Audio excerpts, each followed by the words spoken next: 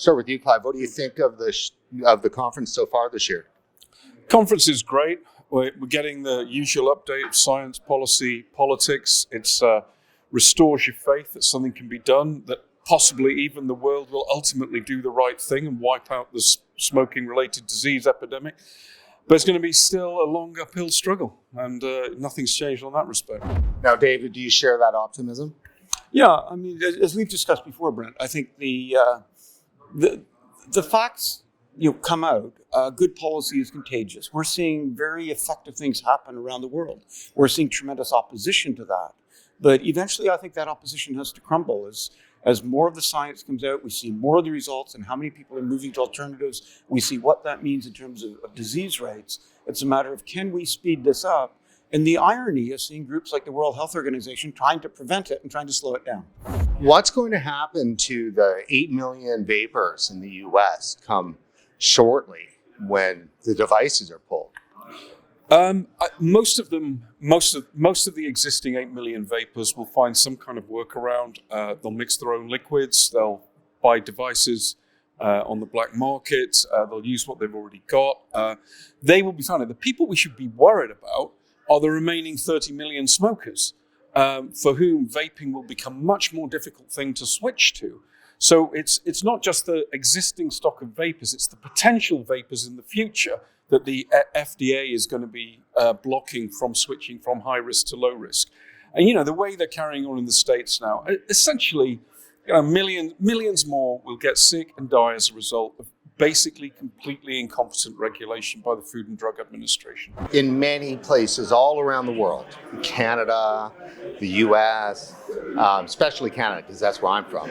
I mean, there's a lot of people who accept harm reduction when it comes to drugs, right? Yes. Whether they're in Health Canada or in their local public health units or whatever. But then when it comes to tobacco harm reduction, they're adamantly opposed to it. Well, the thing is, this is the first time today I've heard about this situation that tobacco harm reduction is not accepted even by people who worked in drug harm reduction. So to me, this was new information. And to be honest, I don't really understand why, because to me it makes all sense. And having a lot of people around me who have been smokers but had to quit for whatever reasons.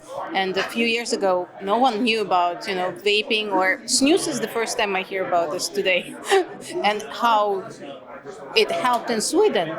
So I think this information has to be out there and to just, put it as available as possible on the market, as you would say, and then just, see if it works, because you have to talk with the policy advisors and opinion makers and the people who make the difference for the legislation.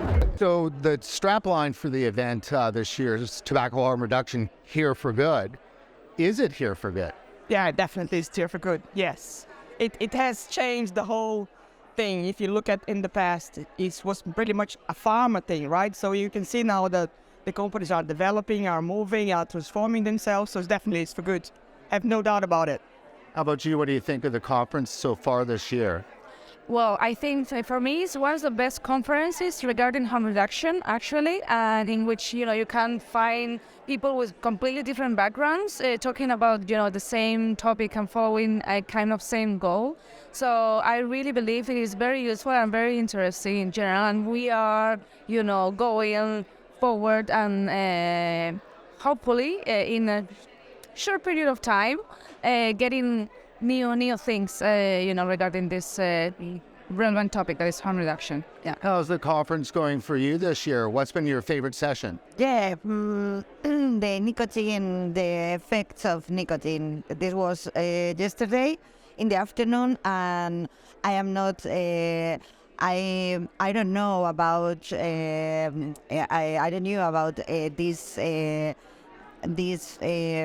points, and a lot of information that I don't know. I am a smoker. I am a journalist too, but I don't have in my hands, or maybe for the regulation in Spain that is really strong. I don't have information, and for me it's really new. Let me ask you this. It seems that Health Canada is doing a pretty good job managing the vaping file. Yes, thank you. it's sad, right? Because for vaping to work, it needs to have three things. It needs to be effective, which means you need a lot of nicotine. It needs to be affordable, which means you can't tax it. And it has to be enjoyable, which means you don't have flavors. So in Canada, we're trying to get rid of the three things that actually make vaping work. I was a little hopeful recently because several groups have been criticizing Health Canada because they had this thing about a 5% by 2035 tobacco endgame. And clearly they're not going to meet that.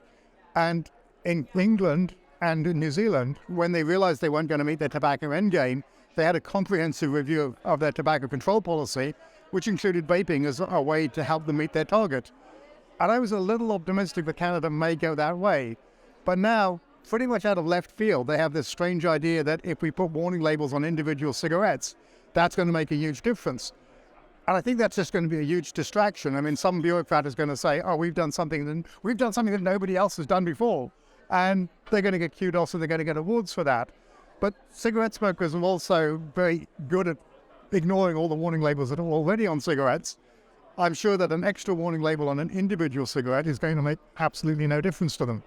Why is the consumer important in this whole mix? Well, because we are the stakeholders. And if it was in any other situation, whether it was to do with drugs, whether it's to do with patients' care in hospital, whether it's to do with blood cancer, I mean, they put a whole load of effort into bringing in the stakeholders in this because actually we are the experts of us. We are the experts. Nobody is more expert than we are. And if in fact they were to ask us, which sadly they don't, on the contrary, they ban us. They ban people from coming to the GFN, which is ridiculous. I mean, I've been coming here since 2015, 2016. It is the one place. There are others, but in my opinion, this has always been the place where consumers and scientists and some industry as well, from both sides, can all get together, and I love it. I've missed it. So, heads up to the GFN.